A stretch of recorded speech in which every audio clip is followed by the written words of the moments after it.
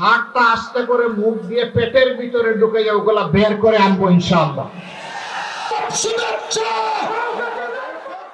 Mega প্রকল্পের নামে যারা জনগণের অর্থ লুটপাট করেছে তাদের বিচার নিশ্চিত করে দুর্নীতির টাকা উদ্ধার করার ঘোষণা দিয়েছেন বাংলাদেশ জামায়াতে ইসলামীর আমির ডক্টর শফিকুর রহমান। 5 ফেব্রুয়ারি বৃহস্পতিবার বেলা 11টায় নওগাঁর এটিম মাঠে 11 দলীয় ঐক্যজোটের এক বিশাল নির্বাচনী জনসভায় প্রধান অতিথির বক্তব্যে তিনি এসব কথা বলেন।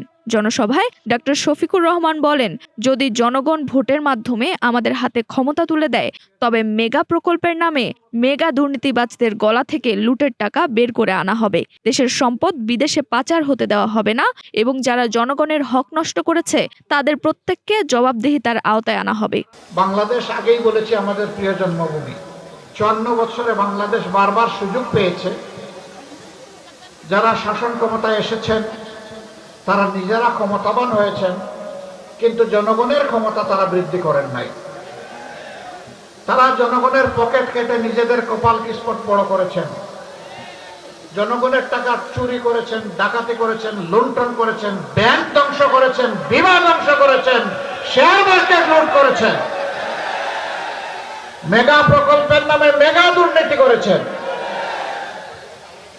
এই লুণ্ঠন করা টাকাগুলো দেশে রাখার সৎসাহস ছিল না বলে বিদেশে পাচার করে দিয়েছে, যার পরিমাণ হচ্ছে 28 লক্ষ কোটি টাকা। এই টাকা কার?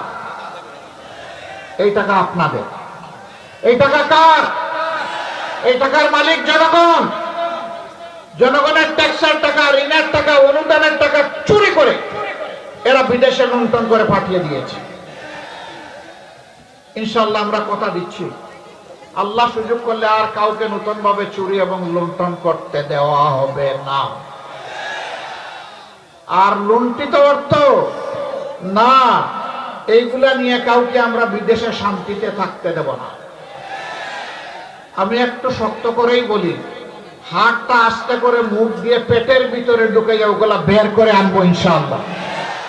এদিকে জামায়াতে ইসলামের নির্বাচনী জনসভায় যোগ দেন নওগাঁ এবং এর আশেপাশের এলাকা থেকে আসা লাখ লাখ নারী পুরুষ। তারা এবারের নির্বাচনে সুষ্ঠু ও সুন্দরভাবে ভোট দেওয়ার আশাবাদ ব্যক্ত করেন। খুব সুন্দরভাবে এবার আমরা ভোট দিতে যাব কেন্দ্রে, কোনো অসুবিধা হবে না, আগের মতো কোনো সমস্যা হবে না। এবার আমরা খুব ভালোভাবে সবাই খুব শৃঙ্খলভাবে ভোট দিতে যাব ইনশাআল্লাহ। আইন শৃঙ্খলা বাহিনী এবং দায়িত্বশীল যিনারা আছে তিনাদের কাছে আমাদের একটাই প্রত্যাশা, সেটা হচ্ছে এবার ভোট কেন্দ্রে আমরা যাই শান্তি সুষ্ঠুভাবে যাতে আমরা ভোটটা দিতে পারি এবং আমাদের প্রতীক দাঁড়িপাল্লা মার্কাকে বিজয়ী যেন করতে পারি। আগামীতে আমরা দাঁড়িপাল্লার বাংলাদেশ দেখতে চাই এবং সবাই ইনসাফভাবে কাজ করতে চাই। ইনশাআল্লাহ দাঁড়িপাল্লার সঙ্গে আছি আমরা দীর্ঘ 17 বছর আমরা কোনো ভোট দিতে পারি নাই, তাই আমরা এই ফ্যাসিস্ট সরকার যাওয়ার পরে আমরা এই আগামী 12 তারিখে যে নির্বাচন আসছে আমরা স্বতঃস্ফূর্তভাবে আমরা দাঁড়িপাল্লাতে ভোট দিয়ে যেন বিজয় করতে পারি। আমরা সন্ত্রাস আর চাঁদাবাজি এগুলো আর চাই না, আমরা আমাদের দেশে শান্তি চাই।